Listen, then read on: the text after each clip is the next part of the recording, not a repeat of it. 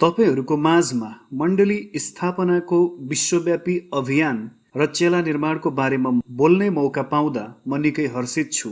मेरो नाम stain parks हो र म 1424 को संयोजक समूहको सदस्य हुँ। म ग्लोबल स्ट्राटेजिज विथ बियोन्डको उपाध्यक्ष हुँ र साथै इथने लिडरसिप टिमको सदस्य पनि हुँ। मत्ती 28 मा येशूले महान आज्ञा दिनुभएको कुरा हामी सबैलाई स्मरण छ, जहाँ येशूले स्वर्ग र पृथ्वीमा समस्त अधिकार मलाई दिइएको छ, यसकारण जाओ र सबै देशका जातिहरूलाई चेला बनाओ, पिता र पुत्र र पवित्र आत्माको नाउँमा तिनीहरूलाई बप्तिस्मा देऊ र मैले तिमीहरूलाई आज्ञा दिएका सबै कुराहरू पालन गर्न तिनीहरूलाई सिकाऊ। हेर, म युगको अन्त्यसम्म सधैँ तिमीहरूको साथमा छु। यो येशूले हामीलाई समस्त दुनियाँमा जान र प्रचार गर्न दिनुभएको आज्ञा र निर्देशन हो भन्ने हामी जान्दछौँ र हामी यो हुनेछ भन्ने जान्दछौँ। मत्ती 24 को 14 मा अनि राज्यको यो सुसमाचार सारा संसारमा सबै जातिहरूका लागि गवाहीको निम्ति प्रचार गरिनेछ, त्यसपछि अन्त्य आउनेछ। लेखिएको छ, अन्त्य कहिले आउनेछ भन्ने हामीलाई थाहा छैन, तर संसारमा हरेक समुदायले परमेश्वरको राज्यको बारेमा सुन्ने मौका नपाएसम्म अन्त्य आउने छैन भन्ने हामी जान्दछौँ। र इतिहासको अन्त्यमा के हुनेछ भन्ने कुरा प्रकाश 7 अध्यायमा उल्लेख गरिएको छ। यसपछि कुनै मानिसले गन्न नसक्ने एउटा ठूलो भिड, जो हरेक जाति, सबै कुलहरू, भाषाहरू र भाषा बोल्नेबाट थियो, सेता पोसाक पहिरेर हातमा खजुरका हाँगा लिई सिंहासन र थुमाको सामुन्ने उभिरहेको मैले देखेँ। तिनीहरू उच्च स्वरले कराए, सिंहासनमा विराजमान हुनुहुने हाम्रा परमेश्वर र थुमामा मुक्ति छ। तपाईलाई थाहै छ कि इतिहास यस्तो मोडतिर गइरहेको छ जहाँ परमेश्वरले आफ्ना सबै दुलहीहरूलाई भेला गर्दै हुनुहुन्छ। हरेक जाति, देश, भाषा र मानिसहरूले सिंहासनको सामु उहाँको आराधना गर्नेछन्। तर त्यहाँ समस्या छन् भन्ने हामीले देखेका छौँ। ती समस्याले यो हुनदेखि रोकिरहेका छन्। आजको दुनियाँमा अवरोधहरू रहेका छन्, यी भविष्यवाणीलाई हाम्रो पुस्तामा हुनदेखि रोक्ने। हामीले देखेको एक प्रमुख कारण भनेको हामीले आधार गुमाउनु हो। विश्वमा 3 मध्ये 1 व्यक्तिको अझै पनि सुसमाचारको सन्देशसँग पहुँच छैन। यसको अर्थ यो हो कि यदि तिनीहरूले सुसमाचार सुन्न चाहे पनि तिनीहरूले त्यो मौका पाउँदैनन्। सुसमाचार प्रचार र सुसमाचारबाट वञ्चितहरूको बीचमा हाम्रो पहुँच विश्वमा जनसङ्ख्या वृद्धिको अनुपातमा अगाडि बढ्न सकेको छैन भन्ने हामी जान्दछौँ। 1985 मा विश्वमा केवल 3 अरब 20 करोड मानिसहरू मात्र हराएका थिए र तिनीहरू अनन्तताका लागि परमेश्वरसँग अलग गरिएका थिए। आज हाम्रो पुस्तामा त्यो जनसङ्ख्या 6 अरब 10 करोड पुगेको छ। यदि हामीले 1985 लाई फर्केर हेर्यौं भने 1 अरब 44 करोड मानिसहरू कहाँ सुसमाचारको पहुँच थियो। यो जनसङ्ख्यालाई सुसमाचार नसुनाइएको, सुसमाचारबाट वञ्चितको रूपमा लिइन्थ्यो। ल आज त्यो संख्या बढेर 2 अरब 30 करोड पुगेको छ, जो सुसमाचारको पहुँचभन्दा बाहिर छन्।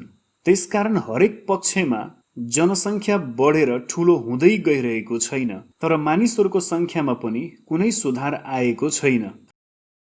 र यो कुरा परमेश्वरलाई अस्वीकार्य छ भन्ने हामी जान्दछौँ। उहाँ कोही पनि नष्ट नभएको र सबैजनाले अनन्त जीवन पाएको चाहनुहुन्छ। उहाँले आफ्ना प्रतिज्ञाहरू पूरा गर्नुहुनेछ भन्ने पनि हामी जान्दछौँ। प्रकाश 7 अध्यायको कुरा पूरा गर्न उहाँले के गर्नुहोला, ताकि हरेक जाति, हरेक भाषा, हरेक मानिस र देशका आराधकहरू हुन सकुन्। समाधान के हो? परमेश्वर के गर्दै हुनुहुन्छ? हामी के गर्दैछौँ? हामीले के बिर्सन सक्दैनौँ भने परमेश्वरले यो वास्तविकतालाई कसरी बदलिरहेको हामी देख्दैछौँ।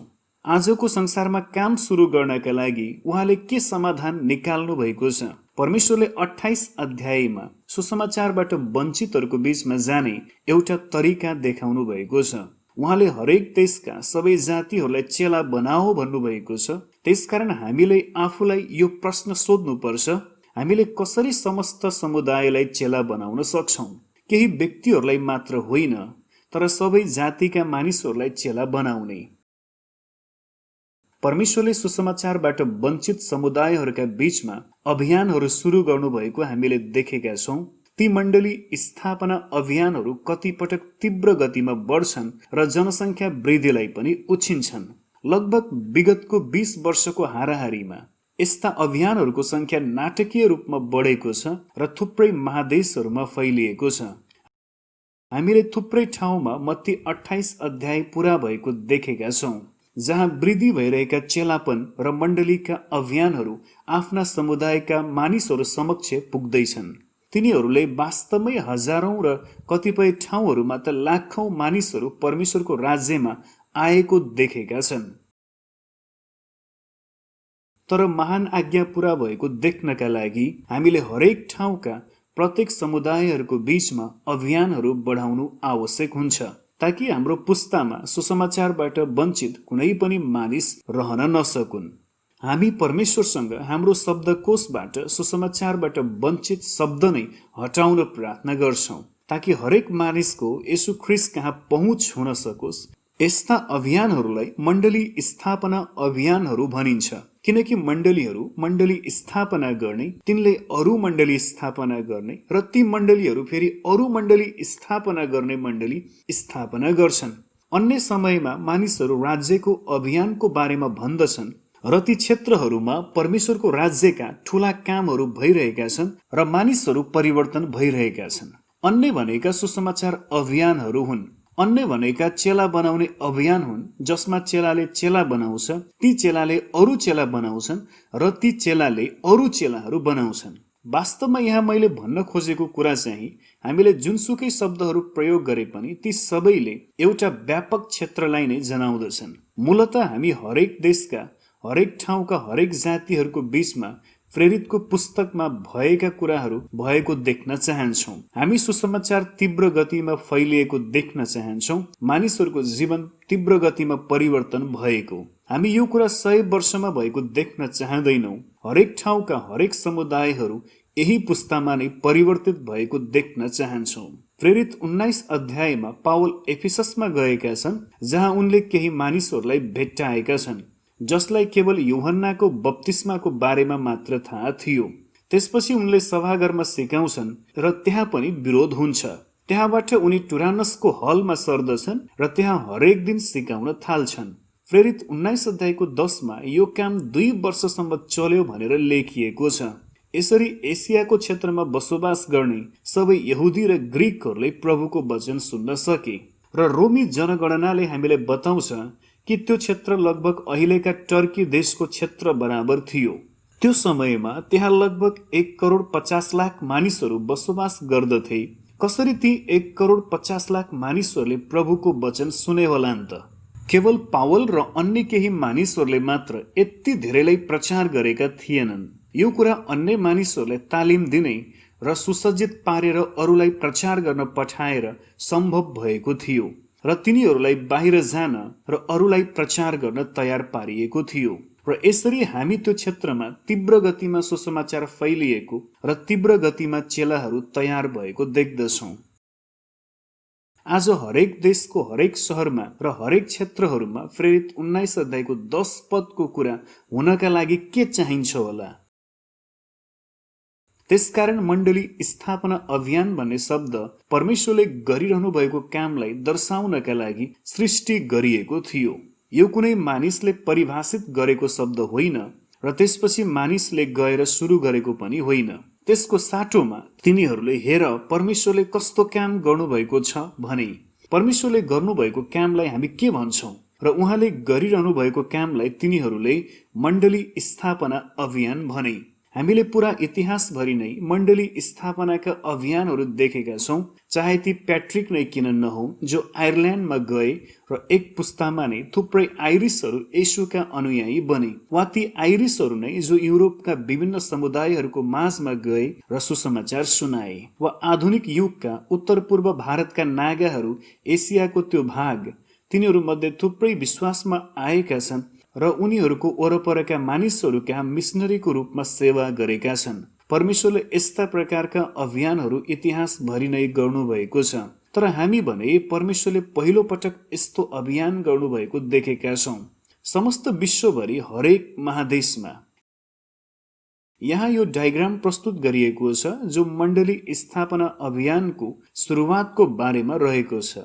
हरेक बक्सले मण्डलीलाई जनाउँछ र त्यसमा लेखिएका अक्षरहरूले अगुवाहरूलाई जनाउँछ र कतिपटक मण्डलीका स्थानहरू पनि जनाउँछ र जसै ती वृद्धि भइरहेका छन् तपाईले ती लाइनहरूले पुस्ताहरूलाई जनाएको देख्न सक्नुहुन्छ।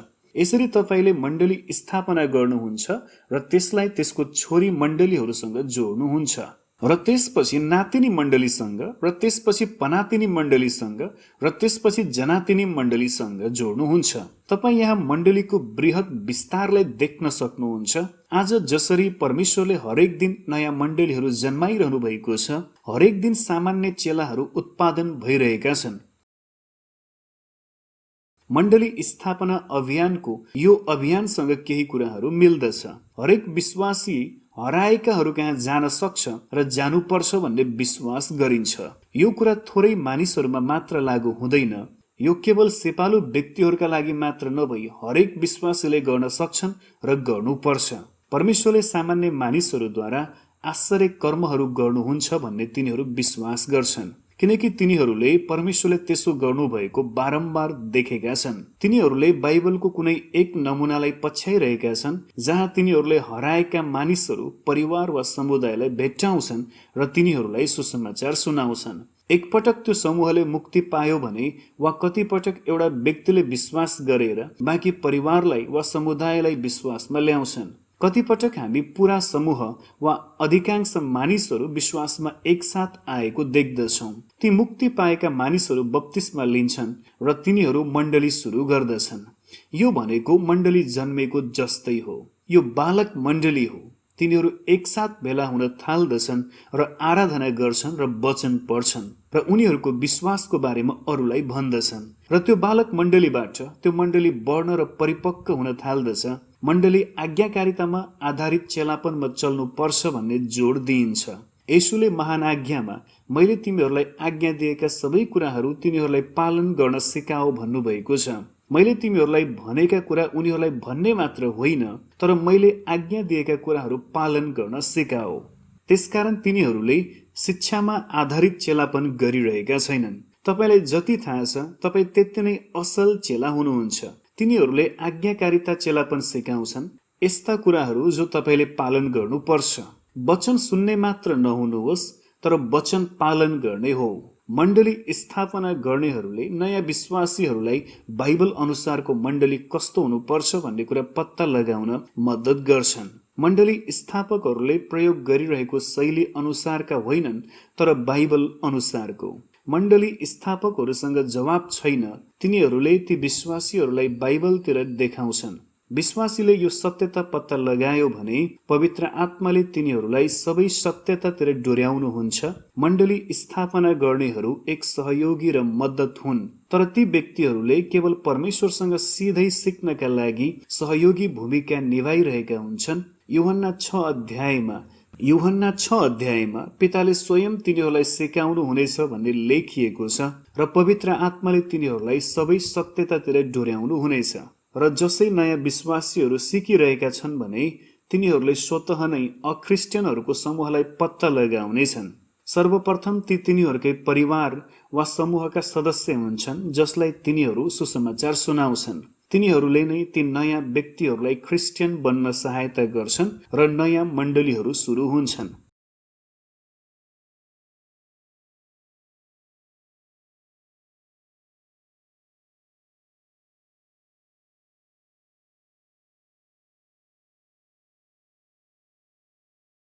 र यसरी हामी यो शैलीलाई निकै सरल देख्दछौँ, रोलिङ आयरल्यान्ड जस्तै साह्रै प्राकृतिक शैली।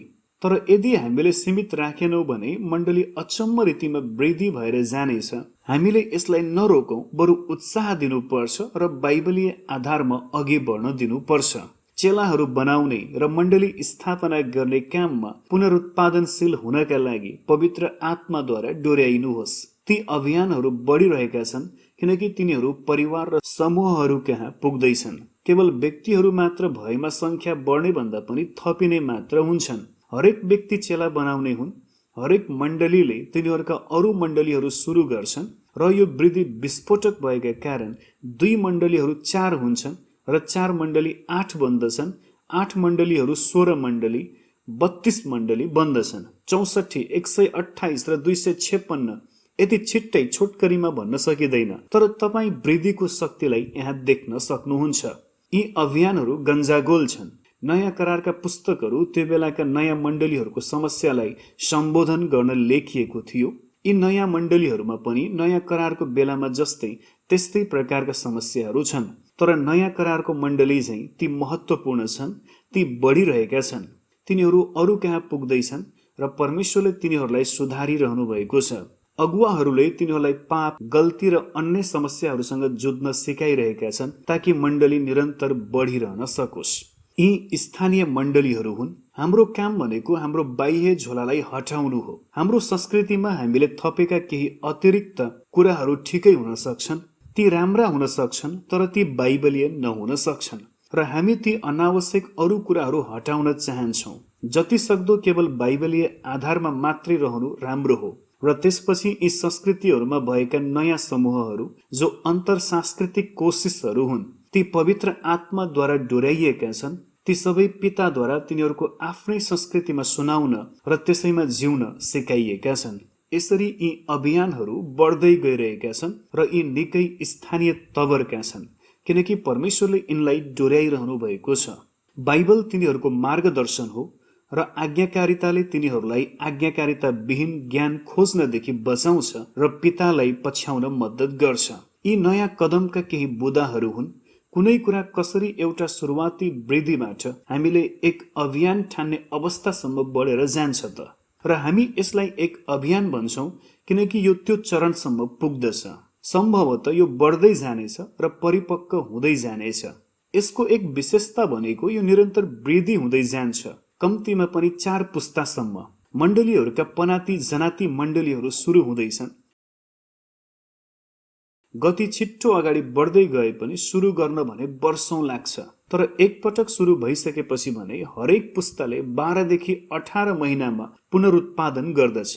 यसरी 3 देखि 5 वर्षमा तपाईँ 4औं वा त्यसभन्दा अघि बढ्नुहुन्छ। म तपाईलाई परमेश्वरले आफ्नो शरीरद्वारा विश्वभरि गरिरहनु भएका केही अचम्मका कुराहरू बताउन चाहन्छु। हामीसँग 4500 भन्दा बढी सक्रिय सीपीएम रिपोर्टरहरूको समूह रहेको छ। सीपीएम प्रयासका मानिसहरूले अभियान सुरु गर्ने कोसिस गरिरहेका छन्। हालसालका वर्षहरूमा हामीले यो कुरा महसुस गर्दा उत्तेजक भएका छौँ। परमेश्वरले यसरी 1300 भन्दा बढ्ता मण्डली स्थापना अभियानहरू सुरु गर्नुभएको छ। तिनीहरूले पुस्ताहरू र त्यो भन्दा पर पनि मण्डलीहरू स्थापना गरेका छन्। तिनीहरू मध्ये कतिपय 10, 15 र 20 भन्दा माथिको पुस्ताका मण्डलीहरू पनि रहेका छन्। यी सबै अभियानहरूलाई एकसाथ राखेर हेर्दा, सबै अभियानका प्रयासलाई एकसाथ गन्ती गर्दा 7,70,00,000 चेलाहरू हुन जान्छन्। यी सबै सीपीएमका क्षेत्रहरूमा 40,70,000 ज्ञात मण्डलीहरू रहेका छन्। औसतमा हरेक मण्डली स्थापना अभियानमा 56,000 विश्वासीहरू जोडिएका छन्। यसरी औसतमा हरेक मण्डलीमा 16 जना विश्वासीहरू रहेका छन् र कतिपय ठाउँमा यसो हुनुको कारण तिनीहरू घरमा भेट्छन् र त्यहाँ धेरै मान्छे अटाउने मान्छे हुँदैनन्, र कतिपय भने निकै खतरनाक ठाउँमा भएकाले पनि हो। जहाँ बढी सतावट हुन्छ त्यहाँ विश्वासीहरू साना समूहहरूमा भेट्ने गर्दछन्। प्राय जसो ती मण्डलीहरूका हाँगाहरू हुन्छन् जहाँ एल्डरहरूलाई साना मण्डलीहरूमा भन्दा पनि 5 देखि 10 वटा मण्डलीहरूमा नियुक्त गरिने गरिन्छ। यसरी तपाईँ यी संख्याहरूले परमेश्वरले विश्वभरि गर्नुभएका अचम्मका कामहरूको प्रतिनिधित्व गर्दछ भन्ने तपाईँले देख्नुभयो। कतिपयले यस्तो पनि भएको होला भन्ने त मलाई विश्वास नै लागेन भन्नुहोला। त्यसपछि मेरो प्रश्न किन नहुन सक्छ भन्ने हो। उहाँ परमेश्वर हुनुहुन्छ। परमेश्वरका लागि कुनै पनि कुरा असम्भव छैन र हाम्रो प्रार्थना पनि यही हो। टाढा टाढा भएकाहरूको माझमा परमेश्वरले के गर्न सक्नुहुन्छ भन्ने कुराको यो एक ठूलो उदाहरण हो। मानिसहरू कहाँ सुसमाचार पुर्याइँदैछ। यी अभियानहरू सुसमाचारबाट वञ्चित ठाउँहरूमा र समस्त संसारमा नै फैलिनेछ।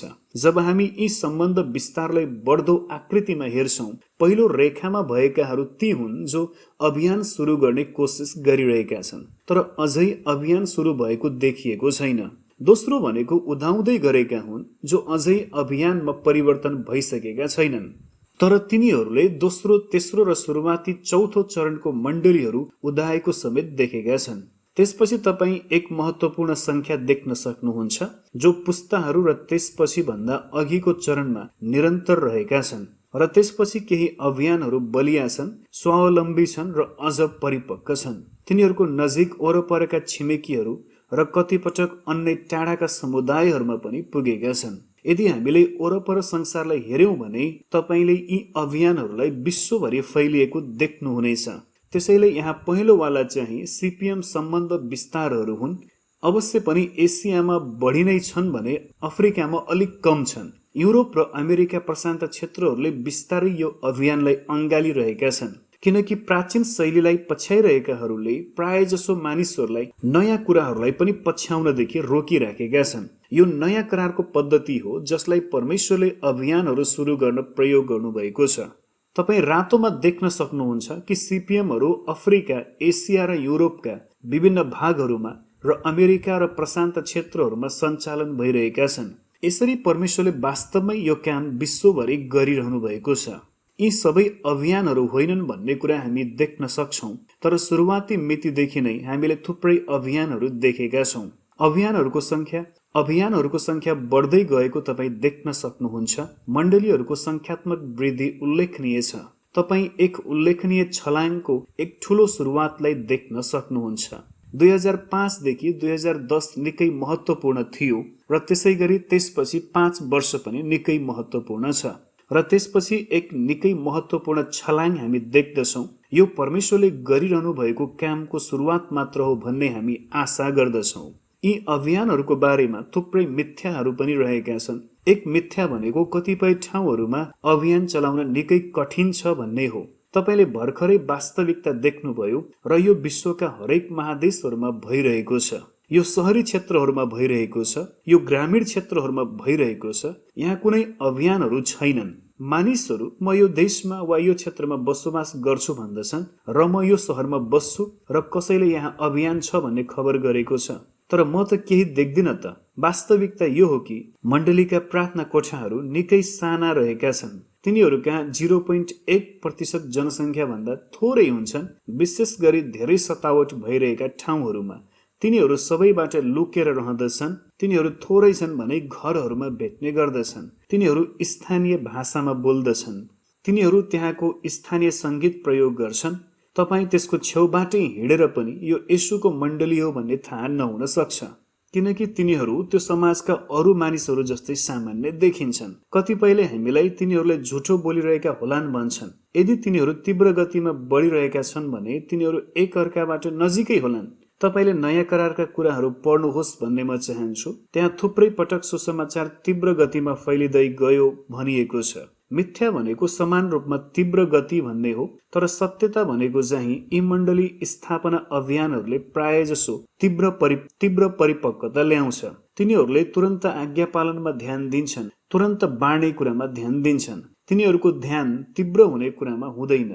तिनीहरू तुरन्तैको कुरामा ध्यान दिन्छन् किनकि तिनीहरू तुरन्तै आज्ञा पालन गर्छन् र तुरन्तै प्रचार गर्न थाल्छन् र त्यसपछि एक तीव्र वृद्धि देख्छन्। अभियानहरू मूलतः दुई तरिकामा सुरु हुन्छन् र एक भनेको नयाँ परिवर्तनहरूबाट हो। ती बाह्य परिवर्तनका तत्त्वहरू कुनै एक देश वा कुनै संस्कृतिबाट एक फरक संस्कृतिमा आउँछन्। अर्कै संस्कृतिमा जाँदा प्राय एक नयाँ भाषा सिक्नु पर्ने हुन्छ, तर हामीले कुनै एक अभियानले अरू अभियानहरू पनि सुरु गरेको त्यसकारण हामी नयाँ उत्प्रेरणाहरूलाई तालिम दिन, सुसज्जित पार्न र कोच गर्न चाहन्छौँ। अझै यसको खाँचो छ। अझै पनि सयौं समुदायहरू रहेका छन् जसलाई अझै पनि नयाँ परिवर्तनहरू पुर्याउन आवश्यक छ। ती व्यक्तिहरूलाई कसरी तालिम दिने भन्ने कुरा हामीले सिकेका छौँ, किनकि परमेश्वरले यी अभियानहरूद्वारा गर्नुभएको कुरा हामीले देखेका छौँ। तर अभियानहरू सुरु गर्नु नै मुख्य र सबैभन्दा प्रभावकारी तरिका हो। हामीले अभियानहरू सुरु भएको देखेका छौँ। सजिलैसित अन्य सिपिएम 1000 भन्दा बढी 1300 अभियानहरू सुरु भएको देखेका छौँ। सम्भवतः संख्या अझै ठूलो होला, तर हामीले जाने अनुसार कम्तीमा 80% जति अभियानहरू अस्तित्वमा रहेका सिपिएमद्वारा गरिएका थिए। यदि हराएकाहरूको बीचमा पुग्ने सबैभन्दा प्रभावकारी तरिका यही नै हो भने यसले सबै कुराहरू बदलिनेछ। कुनै अभियान सुरु गर्ने प्रभावकारी तरिका भनेको कुनै अभियानलाई अरू अभियानहरू सुरु गर्न मद्दत गर्नु हो। त्यसपछि हामीले त्यो नयाँ वास्तविकतामा मनन गर्नका लागि रणनीति बदलिनु पर्नेछ। हामीले कसरी अभियानहरूमा सेवा गर्न सक्छौँ, म कसरी एक अभियान सुरु गर्न सक्छु, म कसरी एक अस्तित्वमा रहेको अभियानमा सेवा गर्न सक्छु भन्ने कुरा प्रार्थनालाई प्राथमिकता दिने कुरा हो। आर्थिक सहायता गर्ने, अस्तित्वमा रहेका अभियानहरूलाई सहायता गर्ने तरिकाहरू खोज्नु। तिनीहरू नयाँ समुदायहरू, नयाँ ठाउँहरूमा, नयाँ भाषाहरूमा, नयाँ क्षेत्रहरूमा, नयाँ देशमा जाँदा सहायता चाहिन्छ। हामी सबैले बाँडे दर्शन एफटीटीले सबैसँग बाँड्छ। संसारभरिका अन्य सबै महान आज्ञाका मण्डलीहरूले येशू ख्रीष्टको सुसमाचार सबैका लागि उपलब्ध हुनेछ भन्ने कुरा प्रचार गर्दछन् र हरेक समुदायका लागि मण्डली स्थापना गरिनेछ। र हामी कसरी त्यो दर्शन पूरा गर्न सक्छौँ? जो दर्शन भनेको परमेश्वरले गरेको काम हामीले देख्न चाहने हो, र मिसन भनेको त्यो दर्शन यथार्थ बनेको देख्नका लागि हामीले कसरी सहकार्य गरेका छौँ र परमेश्वरको सेवा गरेका छौँ। र हामीले यो गरिरहेको देखेका उत्कृष्ट तरिका भनेको परमेश्वरले यी राज्यका अभियानहरूद्वारा हो। यी मण्डली स्थापना अभियानहरूद्वारा सबै सुसमाचार नसुनेका मानिसहरू कहाँ र हरेक ठाउँमा। यसकारण 24-14 भनेको यी 1300 भन्दा बढी मण्डली स्थापना अभियानहरू, अन्य मण्डली स्थापना समूह, संगठनहरू र मण्डलीहरू र GSCX र GCPN र एफटीटी कोर र एफटीटी ग्लोबल जस्ता सञ्जाल समूहहरूको सहकार्य हो। थुप्रै मिसन एजेन्सी र थुप्रै टिमहरूले हामी पनि सँगै मिलेर काम गर्न चाहन्छौँ भनेका छन्। हामी प्रार्थना गर्न चाहन्छौँ र राज्यको अभियान सुरु गर्नका लागि एकसाथ काम गर्न चाहन्छौँ। 2025 को अन्त्यसम्ममा हरेक सुसमाचार नपुगेका क्षेत्रहरूमा सुसमाचार पुर्याउने।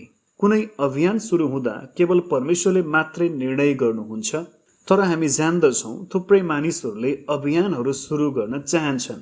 हामीले हाम्रो भूमिका निभाएका छैनौँ। हामी सबै त्यो महान आज्ञा पूरा गर्ने कुराको हिस्सा बन्न चाहन्छौँ। तर मैले के गर्न सक्छु भनेर सोध्नु एक गलत प्रश्न हो। यसको साटोमा हामीले के गरिनु पर्छ भनेर सोध्नु पर्छ। म के गर्न सक्छु भन्ने होइन, तर के गरिनु पर्छ र मलाई त्यो विश्वव्यापी शरीरको हिस्सा बनाउनुहोस् भन्नुहोस् र हरेक सुसमाचारबाट वञ्चित मानिस र ठाउँहरूमा अभियान चलाउनका लागि गरिन आवश्यक सबै कामहरू गर्नुहोस्। त्यसकारण हामीले अन्य सबै प्रेरणाहरूमाथि परमेश्वरको महिमालाई पहिला राख्नुपर्छ। हामी अभियानका खातिर अभियानहरूलाई पछ्याइरहेका छौँ। हामी मिसनहरूलाई मिसनहरूका खातिर पछ्याइरहेका छैनौँ। हामीले दिइएको कामलाई पूरा गर्नका लागि महान आज्ञालाई पूरा गरिरहेका छैनौँ। हामी देशहरूमा परमेश्वरको नाउँ महिमित भएको देख्न चाहन्छौँ। हामी जसरी समुद्र पानीले भरिएको छ त्यसरी नै परमप्रभुको महिमाको ज्ञानले पृथ्वी भरिएको देख्न चाहन्छौँ। हामीले अभियानहरूका लागि रणनीतिक रूपमा सहकार्य गर्नुपर्छ र परम्परागत पद्धतिहरू त्याग्नुपर्छ।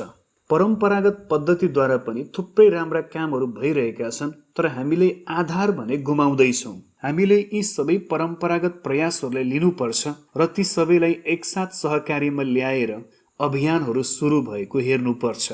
सुसमाचार नसुनेकाहरूको बीचमा सुसमाचार पुगेका अभियानहरू हेर्नु। हामीले परमेश्वरका लागि पनि असम्भव हुने कुरा कोसिस गर्नुपर्छ। हामीले परमेश्वरको दृष्टिकोणको दर्शन राख्नुपर्छ, किनकि परमेश्वरको सहायता बिना यो सम्भव हुँदैन। हामी सबैजना विश्वव्यापी आत्मिक युद्ध लडिरहँदा परमेश्वरसँग हामीले असाधारण प्रार्थना र उपवास बसेर माग्नुपर्छ र हामीले यो काम बलिदानात्मक आपतकालमा गर्नुपर्छ। हाम्रो पुस्ताका मानिसहरूले अर्को मौका पाउने छैनन्। तिनीहरू येशूको सुसमाचार सुन्नका लागि हामीलाई पर्खिरहेका छन् र यो कुरा भएको देख्नका लागि हामी त्याग गर्न तयार हुनुपर्छ। हामी ती व्यक्तिहरूका काँधमा उभिरहेका छौँ जो हामीभन्दा पहिले गइसकेका छन्, तर यस्तो पुस्ता पनि आउनेछ जो महान आज्ञाको दौडको अन्तिम रेखा पार गर्नका लागि उठ्नेछ। हामी किन नउठ्ने? यसकारण प्रभु, हाम्रो प्रार्थना भनेको चेलापन वृद्धिको अभियान र मण्डली स्थापना हो, ताकि हरेक समुदाय, हरेक ठाउँमा सुसमाचार पुग्न सकोस् र यसबाट तपाईको महिमा हुन सकोस्। हरेक समुदाय तपाईको उपस्थिति र तपाईका शक्तिद्वारा परिवर्तित हुन सकोस्। आफ्नो नाउँ महिमित गराउन यसो गर्नुहोस् भनी हामी प्रार्थना गर्छौँ।